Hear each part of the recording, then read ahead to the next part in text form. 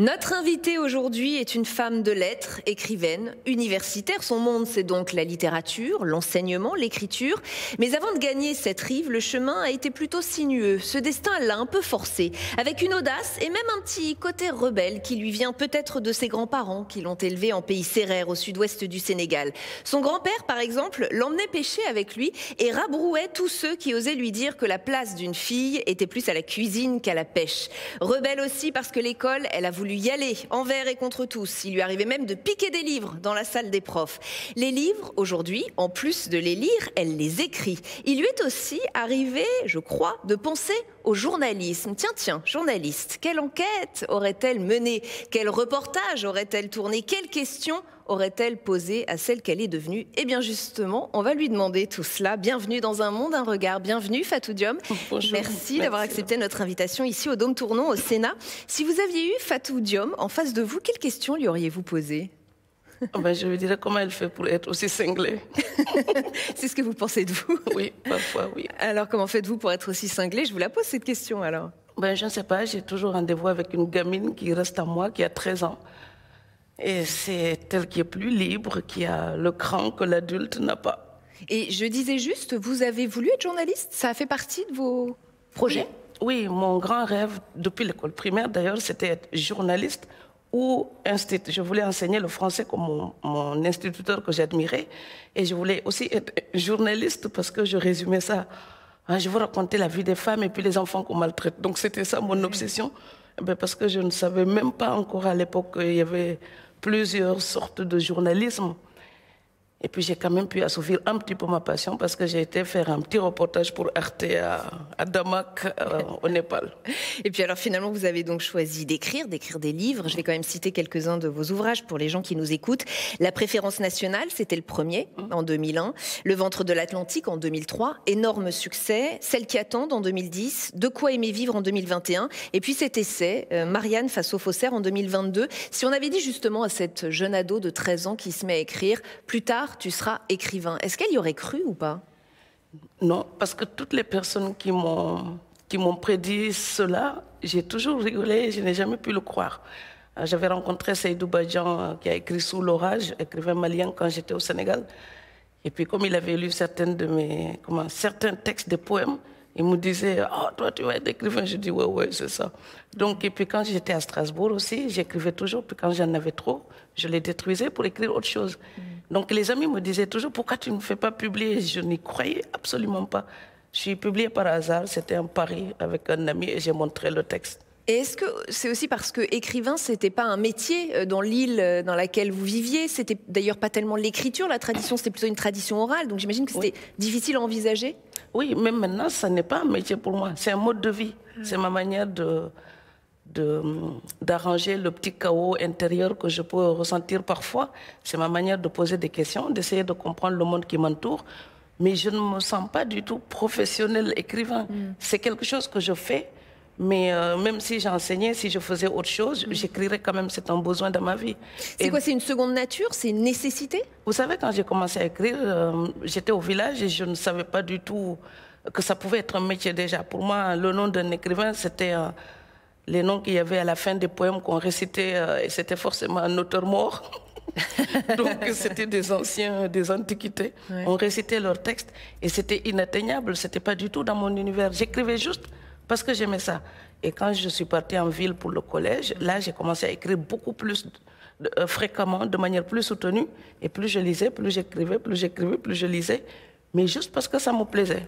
Encore aujourd'hui, c'est comme ça. Qu'est-ce qu'elle écrivait, cette petite fille? Pas un journal intime, c'était des énormités que je n'osais pas dire parfois devant les adultes, des questions que je n'osais pas poser parfois aux adultes non plus. Et puis des critiques parfois, des choses qui me semblaient révoltante parfois et je ne savais pas comment ni pourquoi, mais il y avait un sentiment diffus de quelque chose que je ne veux pas ou que je ne comprends pas. Et là, j'écrivais tout le temps comme un entretien, un dialogue avec soi. On va revenir sur votre parcours parce qu'il est absolument incroyable. Peut-être d'abord les conditions de votre naissance, puisque ça a quand même été déterminant pour la suite. Vous êtes né hors mariage d'un amour d'adolescent et vous avez été considéré comme un enfant du péché. On vous appelait même la bâtarde. Exactement. Ça a été une première expérience du rejet dans votre pays? Oui, parce qu'il y a des gens qui sont absolument incultes, ils ne peuvent pas savoir ce que c'est que l'amour. Donc moi, je suis la fille d'un amour total, libre, volontaire, décidé. Pas de dot, pas de mariage forcé, qui dit mieux. Je suis la fille d'un amour total. Et donc, j'ai toujours été libre. Mes grands-parents m'ont accueilli, m'ont accepté, m'ont respecté. Et grâce à eux, j'avais toujours la tête haute. Donc, quand les gens m'insultaient, eux, ils m'avaient raconté toutes les histoires secrètes de ce village. Donc, ma bouche, c'était ma mitraillette. Oui, parce que la tradition aurait même voulu qu'on vous étouffe à la naissance. Ils faisaient ça dans le passé. Ouais. Il y a plein de contes qui parlent de ça. Ouais. Il y a même un conte qui parle des dauphins qui récupèrent et adoptent des enfants dont personne ne veut. Et dans la tradition, ce conte-là revenait tout le temps, tout le temps. Et vous savez, la mythologie a toujours quelque chose à voir avec l'histoire réelle des peuples. Et c'est un peuple marin. Donc, on disait les dauphins adoptaient les enfants dont nul ne voulait, mais on disait que l'enfant est mort-né. Donc l'enfant est mort-né, mais il n'y a qu'une matrone qui l'a vu et sa maman qui est coupable de l'avoir eu. Donc finalement, ce n'était pas crédible. Et comme j'ai été élevée par des grands-parents, ben, ils m'ont raconté tout ça. Oui, parce que ce n'est pas des dauphins qui vous récupèrent, c'est votre grand-mère qui va décider de vous faire vivre et qui va même vous allaiter. Oui. Quant à votre mère, celle que vous appelez l'autre dame, vous allez avoir une relation de grande sœur avec elle. Finalement, vous allez être plus indépendante qu'elle. Oui, oui, parce que moi, j'ai lu Simone de Beauvoir, elle non. Moi, j'étais à l'école, j'étais à la fac, elle non. Du coup, quand j'ai eu, on va dire autour de 20, 23 ans, quand moi-même j'ai eu mes histoires d'amour, j'ai mieux compris cette femme. Et donc, elle est devenue un peu ma sœur. Mais j'étais presque dans le rôle de la grande sœur protectrice parce que j'avais le culot qu'elle n'avait pas. Mais tout simplement parce que je connaissais mes droits encore mieux qu'elle. Et là, avec la société traditionnelle qu'elle acceptait, moi, j'étais déjà sortie de là. Vous avez parlé de mon grand-père. Donc, quand les gens disaient la fille ne va pas à la pêche, je disais pourquoi une fille n'irait-elle pas à la pêche alors qu'une fille mange du poisson? Parce que votre mère, est-ce qu'elle est un peu aussi à l'origine de ce féminisme, de cette soif d'indépendance que vous avez? Est-ce qu'elle est l'exemple type de la femme que vous n'auriez pas voulu être? Exactement. J'écris pour dire et faire tout ce que ma mère n'aurait pas osé dire et faire. Donc, elle est mon portrait à contrario. Il me suffisait de la regarder pour me dire, je ne veux pas vivre comme ça, donc je ne veux pas rester là comme elle. Et ma grand-mère, c'est ça qui est paradoxal, parce que les anciens étaient beaucoup plus ouverts, plus libres, plus déterminés, qui me poussaient tout le temps, vas-y. Et les deux là, mes anges gardiens, que je les appelle, ce sont mes grands-parents maternels, ils avaient peur de mourir avant mes 20 ans. Donc, ils m'éduquaient, mais une espèce d'intensité dans l'éducation. Il fallait être autonome avant leur départ. Puis finalement, j'ai eu la chance d'avoir ma grand-mère jusqu'à 42 ans et mon grand-père, il est parti quand j'avais 33 ans. Et ce grand-père, il est peut-être aussi à l'origine de votre féminisme. Je le disais en introduction et vous l'avez un peu dit. C'est lui qui disait à tout le monde, si, je l'emmène pêcher avec moi. Oui. C'est pas forcément la place d'une fille à la cuisine. Elle peut aussi être à la pêche. Oui, parce que lui, il était encore attaché aux traditions sérères, Guelwaar en pays Nyominka. Et il disait toujours chez nous, quand on dit le prénom d'un homme, on ajoute le prénom de sa mère. Parce que chez nous, ce sont des lignées matrilinéaires. Donc, comme cet homme a un respect, une adoration pour sa propre mère, pour lui, une fille, ce n'est pas moins qu'un garçon, comme les religions le supposent. Pour lui, une femme, c'est l'origine de la lignée. Une fille, quand une fille naissait dans nos familles, on faisait une célébration plus importante que pour les garçons. Les messieurs. C'est rare, c'est rare. Donc voilà, on célébrait les filles. Dans votre force, dans votre histoire, il y a eu aussi cette envie irrépressible d'aller à l'école et d'apprendre le français. Je crois que vous alliez à l'école en cachette à un moment donné et que c'est un instituteur qui va convaincre votre grand-mère qu'il faut absolument que vous y alliez. Ce qui m'amène à vous parler de cette figure de l'enseignant. Elle a été importante aussi dans votre parcours? Oui, même maintenant, quand j'écris, j'ai toujours ce besoin de faire une espèce d'incartade pour rendre hommage au professeur. Ce n'est pas du tout de la flagornerie, c'est juste que parfois j'ai encore des peurs rétrospectives à l'idée d'être analphabète. Et donc quand j'écris, de temps en temps, même maintenant, il m'arrive de m'arrêter et de me dire « Waouh, j'arrive à écrire ça et ça ». Les professeurs, c'était les magiciens. Donc l'école primaire était en face de la maison de mes grands-parents. Et j'avais mes copines qui partaient à l'école, qui chantaient à la Clairefontaine, Frère Jacques, tout ça. Donc je savais chanter tout ça sans savoir ce que je racontais. Et je pouvais compter jusqu'à 100 sans pouvoir parler français comme ceux qui étaient à l'école. Alors j'ai voulu les suivre. Et comme je n'étais pas inscrite, l'instituteur me renvoyait. Quand il rentrait, je revenais, il me renvoyait de nouveau. Après, il vient se plaindre chez ma grand-mère. Et je continue quand même. Et le jardin de ma grand-mère était derrière l'école. Donc, quand je l'accompagnais, dès qu'elle s'occupait de ces légumes-là, je m'échappais, je prenais mon ardoise cassée, une craie, et puis je repartais. Et vous avez des anecdotes incroyables avec ces enseignants. C'est un instituteur qui vous fait découvrir le sens de votre nom de famille, Diom, qui veut dire dignité. Et vous dites, c'est à ce moment-là que vous avez même retrouvé votre dignité, vous, la bâtarde. Oui, comme ils disent. Et oui, mademoiselle Dignité, quand on est né hors mariage dans un village musulman. Donc, ou vous devenez libre, ou vous devenez le larbin ou de service, quoi. Et cet enseignant me voyait me battre. Donc, évidemment, vu l'éducation que j'ai avec mon grand-père marin qui tient tête au soleil. Donc, à la récréation, c'était les coups de poing, je vous dis. Et donc, l'enseignant, il venait toujours me prendre par la main. Il me disait, mais arrête de te battre. Étudie. Tu te débrouilles bien, donc avec un peu d'effort, tu sortiras de ce panier de crabes. Ton nom, ça veut dire dignité et porte le bien au lieu de se battre. Et à l'adolescence, vous allez quitter vos grands-parents, vous allez faire vos études à travers plusieurs villes du Sénégal. Et vos études, vous allez les financer en faisant des petits boulots. Et j'ai lu notamment que vous aviez été servante. C'est ce mot que j'ai lu, c'est le mot juste, servante. Bonne à tout faire. Bonne à tout faire. Les gens aiment les euphémismes. Une bonne à tout faire, c'est une domestique. Elle lave la vaisselle, elle fait Qu'est-ce que vous retirez de cette expérience? Une espèce de regard un peu sur l'ironie de l'existence. Elle peut être dure, elle peut être belle. L'endurance aussi, la patience. Donc la persévérance, pour moi, c'est une vertu. Quand on est persévérant, on peut traverser les bras de mer et débouler sur l'océan. Ça, c'est mon grand-père qui disait. Et quand la houle cogne la barque, il y a une chose à faire, c'est se mettre en action. Et donc moi, je voulais aller à l'école chez mes grands-parents. Je ne manquais de rien. Par contre, dans la vie paysanne, c'est la liquidité financière qui fait problème. Et donc, pendant les vacances d'été, j'allais toujours en ville pour gagner 2-3 mois de salaire. Et donc, à la rentrée, ça me permettait de payer mon inscription, mes fournitures et puis un peu d'argent de poche. À 22 ans, vous tombez amoureuse d'un Français que vous Un Français tombe amoureux de moi. Oui, voilà, le Français tombe amoureux de vous. En tout cas, c'est vous qui décidez de le suivre à Strasbourg. Et là aussi, vous allez faire l'expérience à nouveau du rejet, mais cette fois du rejet...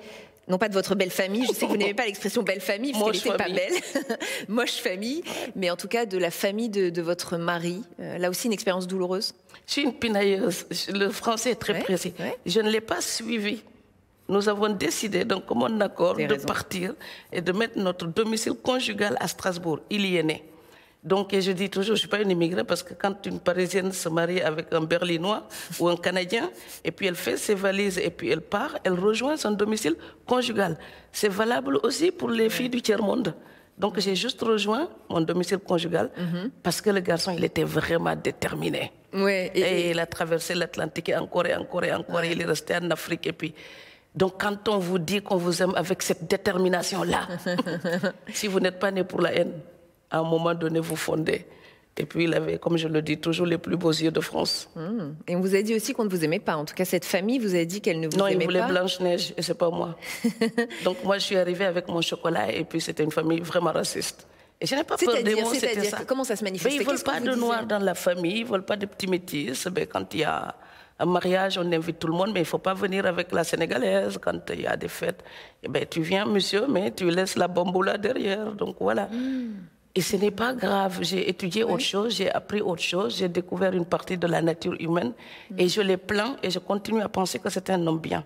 Parce que sinon, je ne l'aurais pas épousé. Il était fantastique. On sent votre force. Mais fantastique. On sent votre force, mais est-ce que quand même vous diriez que vous avez été victime de racisme ou le mot victime vous dérange? J'ai subi du racisme et je ne suis pas victime parce que je ne me suis pas couchée pour l'admettre. Donc, quand vous vous défendez, vous n'êtes pas dans le profil de la victime. Moi, on me rejette, je me retourne, je regarde ma vie, je l'assume. Le monsieur, il s'est barré, j'ai fait femme de ménage en Alsace pendant 8 ans. Donc, quand vous faites femme de ménage, vous ne le faites pas pour courber l'échine. Vous faites vos ménages pour ne rien demander à personne. Vous gagnez votre salaire. J'insiste sur le mot victime parce que pour moi aussi, les mots sont importants. Et je sais que c'est un mot qui vous dérange puisque c'est aussi ce côté victimaire dans les mouvements antiracistes qui vous dérange. C'est qu'il se pose en victime. La Boétie. Soyez résolus de ne plus servir et vous voilà libre. Donc nous sommes nés avec un sentiment de liberté que nous pouvons défendre. Le sentiment de victime, on peut aussi grandir avec. Ça dépend comment on a été éduqué. Vous savez, ces mouvements, je les comprends. Mais je comprends aussi la chance que j'ai eue d'avoir les grands-parents qui m'ont élevé, qui étaient vraiment... Mon grand-père était un homme droit, comme ça. Et en fait, c'est mon modèle d'homme, c'est mon premier capitaine. mais au sens large du terme. C'est un exemple. Mon grand-père, il m'en voudrait si je m'écroulais là en disant oui, Cupidon s'est barré, je ne sais pas quoi faire, et puis je pleurniche, et puis la France entière me déteste. Il n'aimait pas les jérémiades, votre grand-père. Non, sur le il bateau, pas quand ça. vous plaigniez de la chaleur, il vous disait tu crois que tes pleurs vont nous ramener plus vite au village? Allez, rame. Voilà, rame, et puis plus vite tu rames, plus vite on arrive au village. Et c'est que quand mon ex-mari s'est barré, pardon, hein, c'est un peu le cœur qui parle. Vous aimez les mots, vous avez On devient moins littéraire dès que c'est émotionnel. Donc quand il est parti, mon grand-père m'a dit tout simplement, si tu es capable de lutter là-bas, garder ta dignité, tu veux continuer tes études, vas-y. Maintenant, si tu dois te comporter là-bas d'une manière que je n'aurais pas pu admettre ici au Sénégal, tu fais tes bagages, tu rentres à la maison, on ne manque pas de quoi te nourrir, et puis à la maison, et tu sais où dormir. Donc tu décides. Alors j'ai décidé de poursuivre mes études parce qu'il me disait, où que tu sois, il faudra te battre. Si j'étais rentrée au Sénégal, il aurait aussi fallu continuer mes études, me battre pour cela. Donc, la tête haute, c'est ce qu'on entend chez vous. Tout de même, ces mouvements antiracistes qui, eux, parlent de rejet, et ces mots qui reviennent, homme blanc, blanchité, blanc et non blanc, racisé, vous qui aimez à ce point les mots, qu'est-ce que ça vous fait? Qu'est-ce que ça vous inspire de les entendre comme ça? Qu'il y a un mépris hérité de l'histoire coloniale qui reste, et donc ça peut blesser les gens, je le comprends. Il y a les séquelles du colonialisme, ça peut blesser les gens, je les comprends, ils se révoltent contre ça. Il y a le déséquilibre économique mondial aujourd'hui qui fait que les pays africains ne se sentent pas vraiment suffisamment respectés donc, dans le concert des nations. Je comprends toute cette révolte-là. Mais je ne comprends pas l'idée que quelqu'un puisse vivre sa vie pour être juste contre. Moi, je lutte pour. Je lutte pour un dialogue, je lutte pour une entente. On peut solder cette histoire coloniale, il faut en parler, on peut faire des débats dépassionnés, tout simplement mettre une dialectique de la compréhension de ce qui nous est arrivé ensemble et comment nous pouvons dépasser cela. Donc maintenant, si quelqu'un pense que parler de l'esclavage, de la colonisation, c'est une fonction ad vitam aeternam, eh bien, je suis désolée pour cette personne-là, parce que Martin Luther King nous disait eh bien, notre soif de liberté ne doit pas nous pousser à boire à la coupe de l'amertume et de la haine. Donc, je préfère écouter ces mots-là. Et à son époque, c'était encore plus dur en tant que noir, surtout en Amérique. Et lui, il a été capable de dire cela. Et je préfère les gens qui se réconcilient avec l'histoire, les gens qui avancent, les gens qui savent aussi que l'histoire humaine, et toute l'histoire humaine, je ne parle pas de noir et blanc, elle est faite de domination, libération, réconciliation.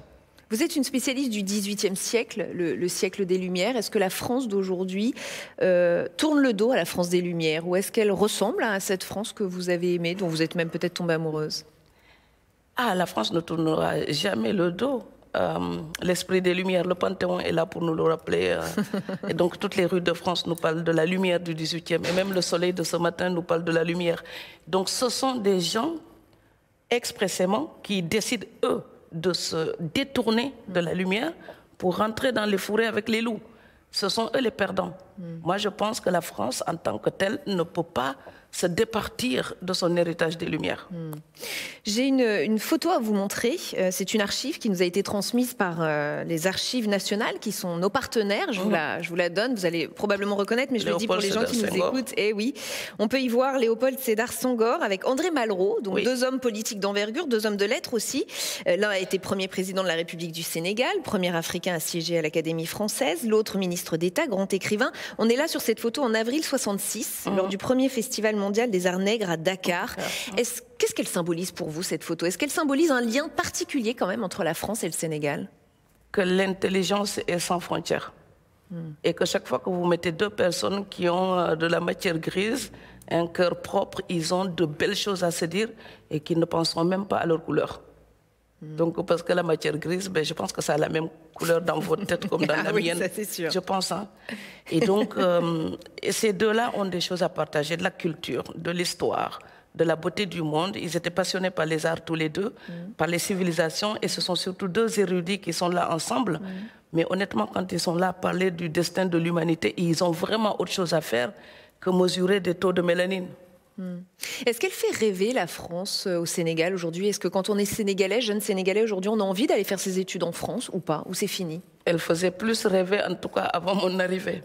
Je ne veux vexer personne, Mais après votre ministère de l'immigration et de l'identité nationale, et puis les invitations à quitter le territoire français, donc il y a une certaine politique de l'immigration. Il y a eu une rupture au moment du mandat de Nicolas Sarkozy entre le Sénégal. D'après ce que j'ai vu en allant en Afrique, parce que je voyage beaucoup en Afrique, les gens étaient vexés du traitement qui était infligé aux étrangers ici, et notamment aux Africains. Donc j'alerte vraiment, il faut vraiment que l'on fasse attention, nos leaders ici, il faudrait qu'ils fassent attention à leur manière de parler des étrangers, d'une manière générale, aux politiques d'immigration. Tout cela a des répercussions en Afrique. Et en plus qu'on ne l'imagine. Les gens regardent la télé, lisent les journaux. Internet maintenant a aplati les frontières, donc les gens sont au courant. Donc évidemment, quand on entend certains discours sur les immigrés, les musulmans, les immigrés, mais vous perdez le goût, l'admiration, toute cette rêverie qui accompagnait le mot France commence à s'éroder. Et il faudrait faire attention à cela. Mais est-ce que d'autres sont en train de prendre la place de l'aura française? Je pense aux Chinois, je pense aux Russes aussi. Est-ce qu'on est en train de regarder ailleurs maintenant, sur tout le continent africain et peut-être en particulier au Sénégal? Je ne dis même pas que les autres sont en train de prendre la place de la France et tout. Non, ce sont les Africains qui s'autorisent à regarder ailleurs. Donc vous savez, si vous faites des déclarations d'amour à quelqu'un qui n'en a rien à faire, à moins d'être maso, vous changez de regard, vous cherchez ailleurs. L'Afrique n'a aucun intérêt à garder ses matières premières pour elle toute seule. En les vendant, elle peut se développer. Mais l'Europe doit arrêter de payer l'or du Sénégal, par exemple, au tarif fromage suisse. Il faut payer les matières premières au prix que ça mérite et on n'aura plus besoin de cette aide humanitaire qui nous humilie. On continue avec d'autres photos, si vous voulez bien, Fatou Diom. Alors j'en ai une autre. Celle-ci, vous le reconnaissez, j'imagine, hein, c'est Mohamed Mbougar Sarr, romancier sénégalais, prix Goncourt 2021, auteur de La plus secrète mémoire des hommes. Il est le premier écrivain d'Afrique subsaharienne à obtenir cette récompense. Et lorsqu'il a reçu ce prix, il a dit ceci: l'Académie Goncourt envoie un signal intéressant, important à tout l'espace francophone, notamment à l'Afrique. On renoue avec une tradition bien française d'accueil d'écrivains qui viennent de l'espace francophone. Qu'en pensez-vous? Vous êtes d'accord avec lui? Ça a été un symbole fort, ça a été vécu comme ça, là, pour le coup, au Sénégal? Je n'étais pas encore au Sénégal depuis que ça s'est passé. J'ai terminé mon livre. Je trouve que c'est toujours un signe d'ouverture qui est toujours encourageant quand une culture regarde vers d'autres cultures. Donc pour moi, c'est quelque chose de positif. Et en plus, c'est un jeune homme. Donc pour moi, c'est un encouragement à la fois pour les pays africains, pour les étudiants africains, mais aussi pour les étudiants ici en Europe, pour les étudiants français. Oui, c'est possible avec du travail, avec de la passion. C'est possible de rentrer dans des métiers d'art, dans la littérature et d'y trouver son chemin.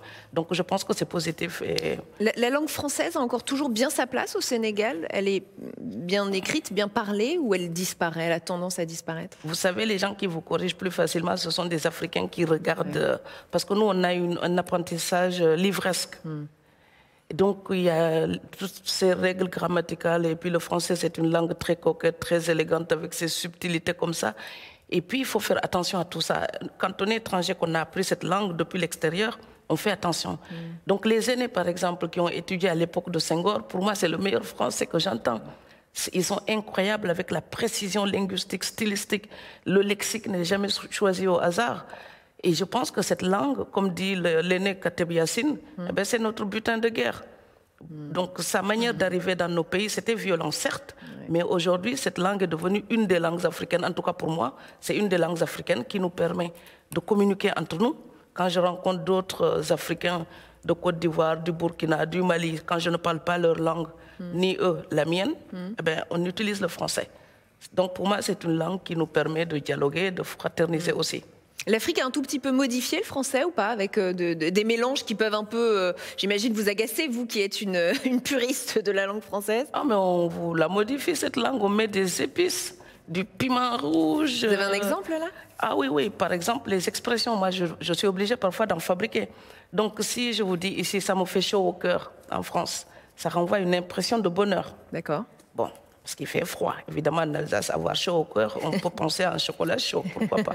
Mais au Sénégal, si vous dites ça me fait chaud au cœur, ça veut dire que ça me met en colère. D'accord. Eh bien, parce qu'il fait très chaud chez nous. Donc, quelque chose qui est agréable pour nous, ça nous rafraîchit le cœur. Donc, du coup, moi, quand j'écris dans mes romans, pour envoyer une telle expression, Oui. je suis obligée d'en créer une pour qu'elle soit intelligible des deux côtés. Mais oui. Intéressant. Voilà.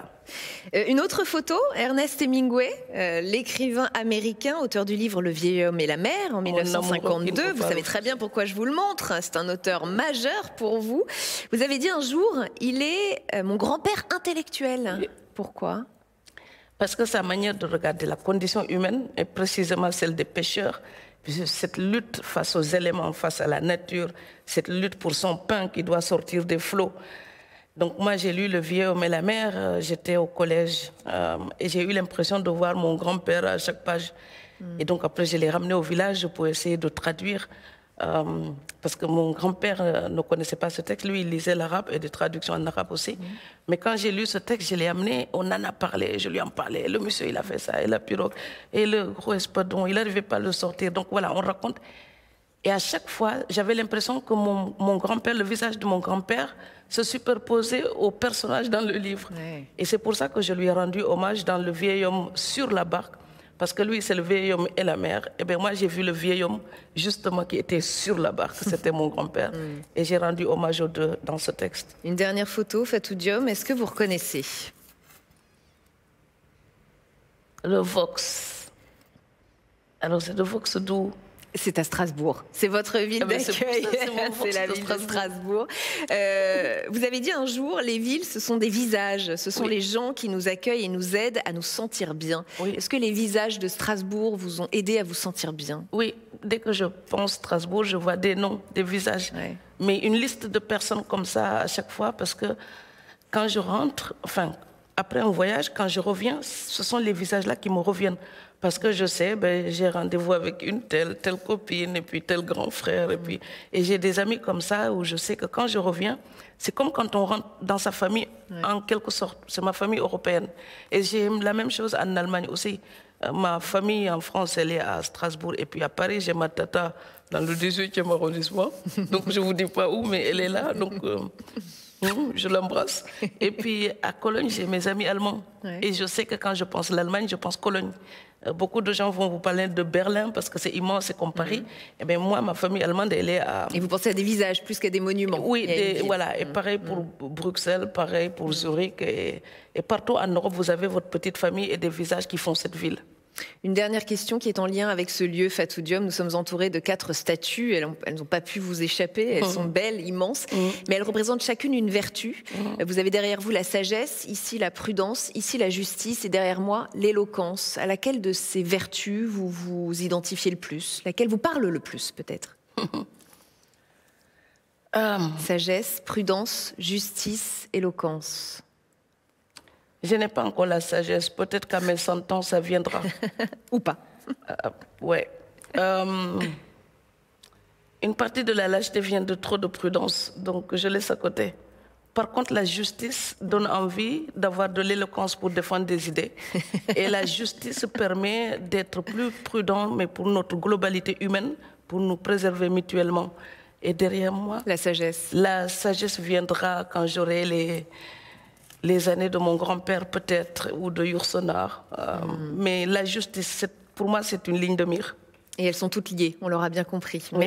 Merci infiniment Fatou Diom d'avoir été avec nous dans ce rendez-vous sur Public Sénat. Merci beaucoup. D'un regard. Merci infiniment. On se retrouve très vite sur Public Sénat.